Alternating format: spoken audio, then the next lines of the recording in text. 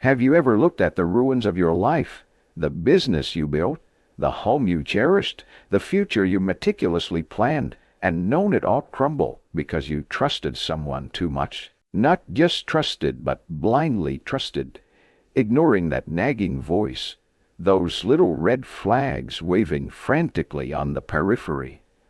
I have. I stood there, financially and emotionally decimated. Everything I'd worked for over 15 years in Vancouver turned to dust, all because I put my faith in the wrong person. Finn. The world sees a victim, a cautionary tale about naivety. But here's the part that sets my story apart. The actions I took after hitting rock bottom, the steps I took to claw back not my fortune, but the truth. I knew they came with their own devastating price tag. I wasn't just reacting. I was initiating a final, costly gambit. I'd already lost everything to blind trust. Oddly enough, that made me ready for the consequences of my own calculated defiance. To truly grasp the magnitude of the loss, the sheer drop into that abyss I mentioned, you need to see the view from the top.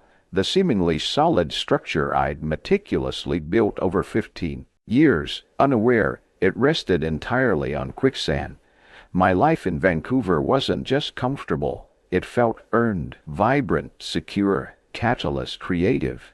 The boutique marketing agency I'd poured my blood, sweat, and tears into founding had become a recognized name in the city. We specialized in campaigns for ethical and sustainable brands, a niche I was passionate about. We had a bright, airy office in Gastown, a roster of clients I was proud of, and a talented, dedicated team who felt more like family. My personal life mirrored this professional success. My condo overlooked Cole Harbor. Waking up to those stunning water and mountain views felt like a daily affirmation that the hard work had paid off. I had financial independence, a supportive circle of friends, and the deep satisfaction of having built something meaningful from scratch. It was, by any definition, a life I loved, a life I thought was stable, and woven into the very fabric of Catalyst, creative, almost from its inception, was Finn. Finn came on board initially as a senior strategist, but quickly became indispensable, or so I believed. Sharp, incredibly charismatic, seemingly possessing an encyclopedic knowledge of market trends and an uncanny ability to connect with potential clients, Finn was the dynamic counterpart to my more creative and operational focus. Over the years, our professional relationship deepened into what I considered a profound friendship, a true partnership. We celebrated big wins together, weathered industry downturns, spent countless late nights brainstorming campaign, fueled by caffeine and shared ambition. Finn became my sounding board, my chief strategist, the person I trusted implicitly with key client relationships and critical business development. They often spoke of Catalyst as our baby, mirroring my own dedication with what seemed like genuine passion. Looking back, it's painful to dissect how that trust became so absolute, so blind. It's easy to see in hindsight, isn't it? Psychologists talk about cognitive biases that cloud our judgment in exactly these situations. Confirmation bias played a huge role. I actively sought out evidence that confirmed my positive view of Finn, interpreting their actions through a lens of loyalty and shared goals. Any ambiguities were resolved in their favor. Then there was the powerful halo effect. Finn's undeniable charm and competence in presentations and networking created an aura of overall trustworthiness, making me less likely to scrutinize areas where they were perhaps less transparent. I saw the dazzling performer and assumed the backstage operations were equally sound. This misplaced faith created the perfect environment for deception to take root, unnoticed, because the warning signs were there, fluttering like small, persistent moths at the edge of my vision, moths I continually swatted away. There were, for instance, occasional financial reports where the numbers felt slightly off. When I'd inquire, Finn would launch into a dizzying explanation involving complex commission structures, deferred revenue recognition, or third-party platform fees, often concluding with a reassuring, "Don't worry, Morgan. The bottom line is strong. Let me handle the granular accounting headaches." My own financial literacy wasn't as strong as my creative or strategic skills, and I deferred to Finn's apparent expertise, feeling relief rather than suspicion. Then there were client situations. Sometimes a long-term client relationship would suddenly hit a rocky patch. Finn would invariably step in, engage in subtle diplomacy, and emerge having saved the account, often subtly highlighting how their personal intervention was necessary. In retrospect, I wonder how many of those fires Finn might have quietly stoked in the first place, positioning themselves as the indispensable firefighter. A significant red flag was the increasing opacity around certain high-value partnerships Finn personally managed. These were often framed as delicate negotiations, requiring Finn's unique touch, keeping details confidential even from me, the founder and CEO, under the guise of protecting the deal's sensitivity or not wanting to burden me while I focused on creative output. It created silos of information where Finn operated with near autonomy. Even my closest friends sometimes voiced gentle warnings, usually couched carefully. "Finn seems incredibly driven, almost ruthlessly ambitious, one might say." Or, "Are you sure Finn always puts catalyst interest first?" I remember feeling fiercely defensive, loyalty surging. I brush off their concerns, attributing them to a misunderstanding of Finn's intense dedication, or perhaps even a touch of professional jealousy. How could they question Finn, my partner, my friend, the co-architect of our success? Each dismissed warning, each unquestioned explanation, each grant of autonomy was another shovelful of sand removed from beneath the foundations of my seemingly solid life. I was living in a gilded cage of my own making, built on blind trust, utterly oblivious to the fact that the floor was about to give way. The floor didn't just crack, it utterly disintegrated beneath me, without warning, plunging me into free fall. The collapse of Catalyst's creative, and my entire life along with it, wasn't a gradual erosion I failed to notice. It was a sudden, violent implosion, orchestrated from within by the person I trusted most. The trigger, ironically and humiliatingly, wasn't my own dawning realization or any newfound vigilance. From the outside, one of our largest, longest-standing clients abruptly pulled their multi-million-dollar account, citing persistent service irregularities and communication breakdowns, issues Finn had consistently assured me were minor and being handled personally. The sheer size of the loss, however, triggered covenants with our bank and prompted questions from our board advisors, necessitating an immediate external audit to understand the operational failures. That audit became the key that unlocked Pandora's box. Over a horrifying 2-week period, the auditors, initially focused on operational issues, began uncovering a pattern of deep financial rot. They unearthed evidence of a sophisticated multi-year scheme Finn had been running. It involved setting up shell corporations registered offshore, systematically inflating invoices from these entities for non-existent services, and approving the payments themselves. They discovered Finn had secretly established a competing agency under a relative's name nearly 18 months prior, slowly migrating key Catalyst clients. Clients Finn exclusively managed, using confidential strategies and pricing information stolen from us. Finn had also leveraged Catalyst's assets and lines of credit for personal investments and expenditures, disguised as business costs.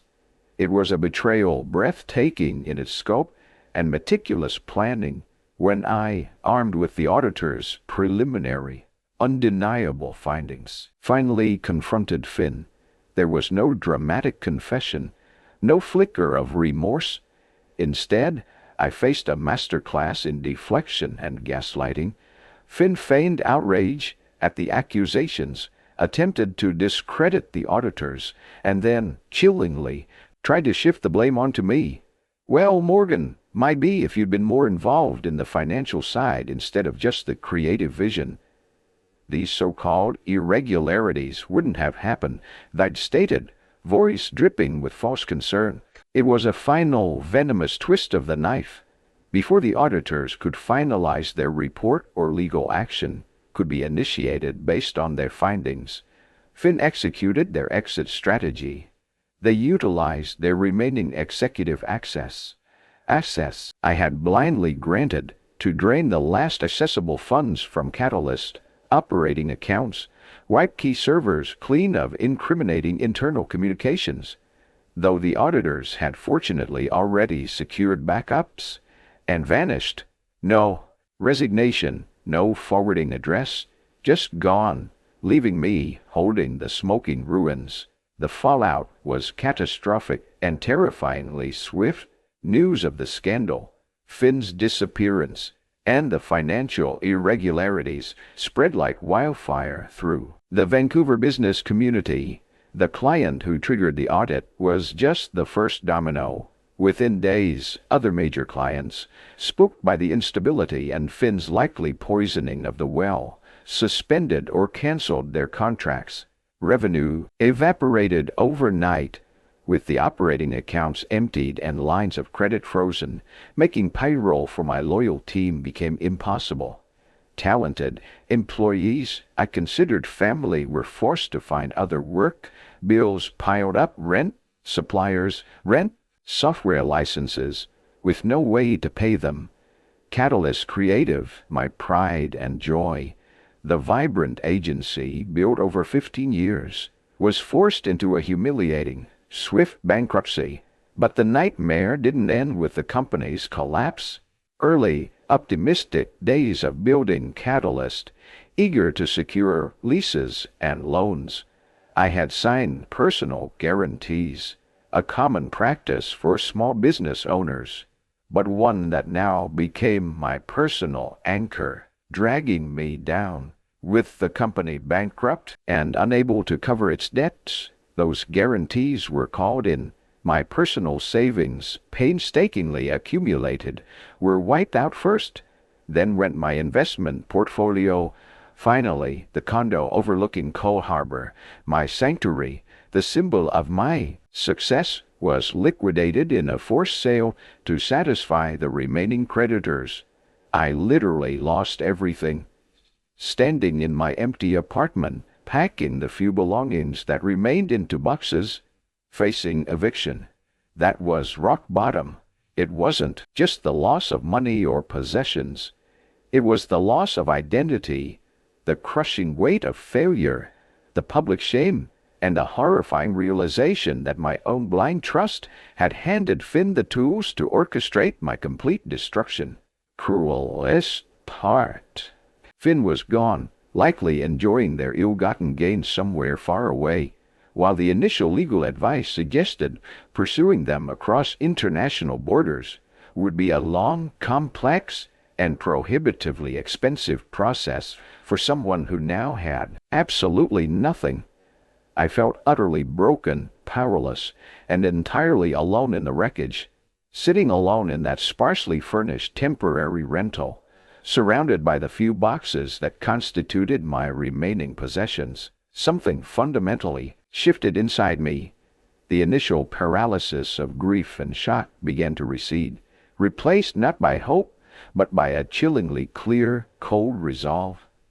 The raw wound of betrayal remained, but the self-pity started to burn away, leaving behind a hardened core of anger, not just at Finn, but at my own blindness. I had truly lost everything tangible. My business was gone, my savings vanished, my home liquidated, my reputation in tatters. Paradoxically, Hitting absolute zero offered a strange, stark kind of freedom. When you have nothing left to lose financially or materially, the calculation of risk changes dramatically. Conventional wisdom screamed to cut my losses, focus on survival. Maybe try to quietly rebuild somewhere else, someday. But conventional wisdom hadn't accounted for the corrosive injustice of Finn potentially walking away unscathed, free to charm and defraud their way through another venture, built on the ashes of my life. The idea began to crystallize. I couldn't reclaim my past, my money, or my BB, even my reputation in the short term. But I could impact Finn's future. I could ensure the truth about their methods, their ethics, their calculated destruction of Catalyst Creative wasn't buried along with my company's bankruptcy filings. It wasn't about revenge in the sense of inflicting equal financial harm. That was impossible. It was about accountability. It was about ensuring the industry, potential partners, future clients, and investors knew exactly who Finn was beneath the charismatic facade. It was about disrupting their ability to simply repeat the pattern. And this is where the phrase "ready for the consequences" becomes critical. I knew with absolute certainty that taking this path would likely bring further pain and difficulty to me. It wasn't a win-win scenario. It was choosing a fight knowing I would likely get bloodied in the process, potentially badly.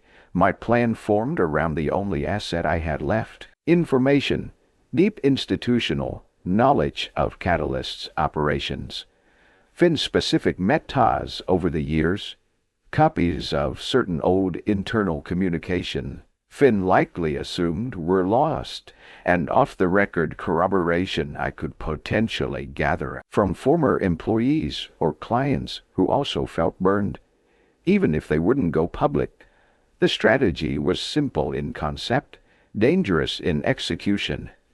Strategically and anonymously leak documented or verifiable information highlighting Finn's pattern of unethical behavior, stretching back even before the final catastrophic betrayal, along with the specific details of Catalyst's downfall, directly attributable to Finn's fraud.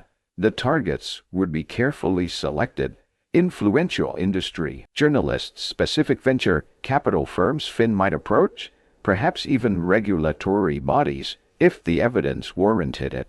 Though proving intent for legal action without company resources was a long shot, why was I ready for the consequences? Because I weighed them against the alternative, silence. And silence felt like a betrayal of myself, of my team, of the truth. The potential consequences were severe, and I stared them down unflinchingly.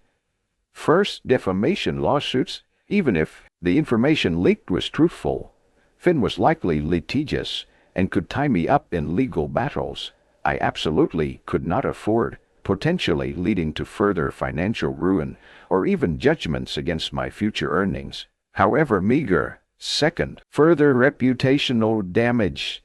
To make the information credible, I might have to reveal details that also reflected poorly on my own past management or oversight, essentially admitting I should have seen this, reinforcing the narrative of my incompetence. Third, burning bridges permanently.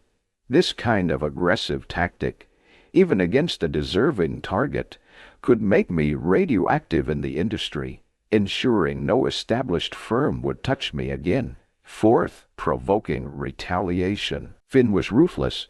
Stirring the hornet's nest could lead to unpredictable personal attacks or smear campaigns. I accepted these risks. The drive for truth, for ensuring Finn didn't simply get a clean slate built on lies, became more potent than lies, became more potent than my instinct for self-preservation in the traditional sense. It was a calculated gamble, made from a position of profound loss. The preparation phase was intense, conducted in near total secrecy.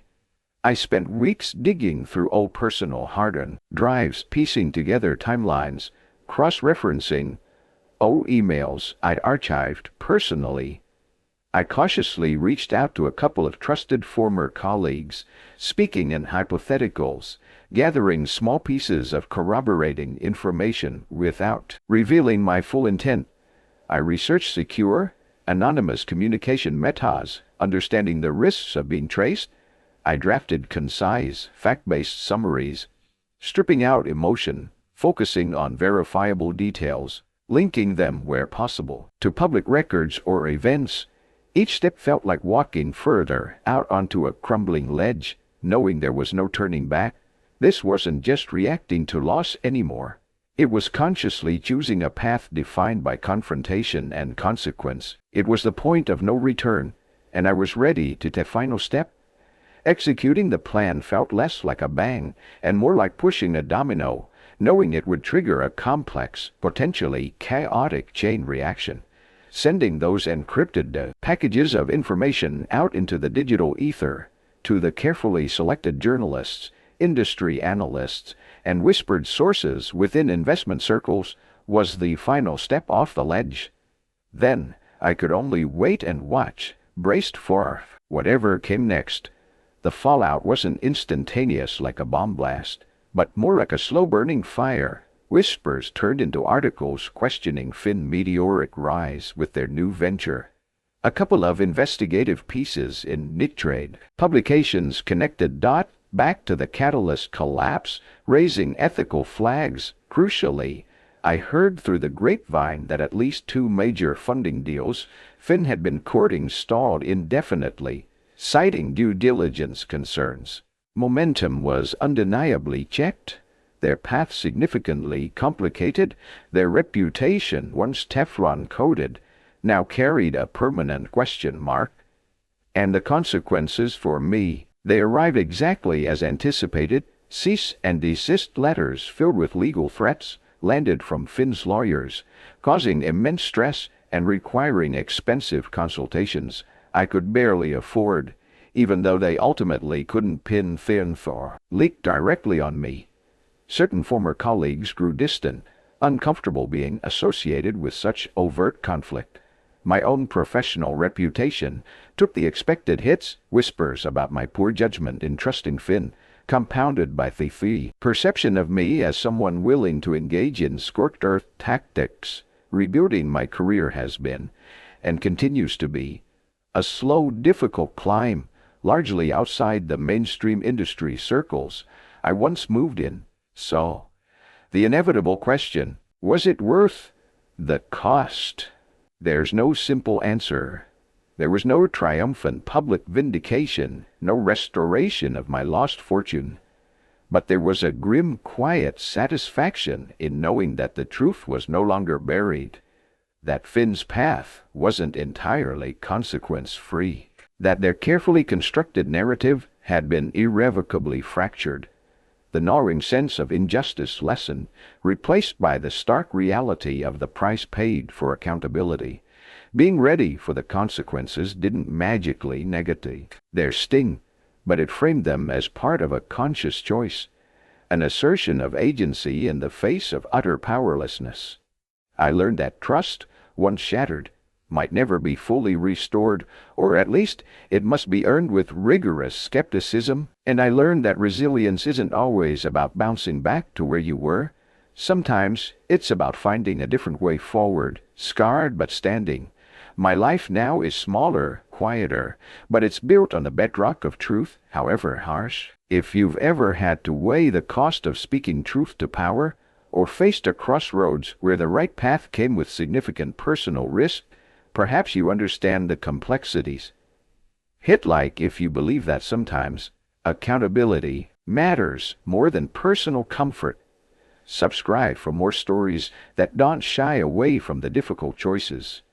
What's the biggest risk you've ever taken for a principle you believed in? Share your experience below, and click here for a story about navigating the professional world after a major setback.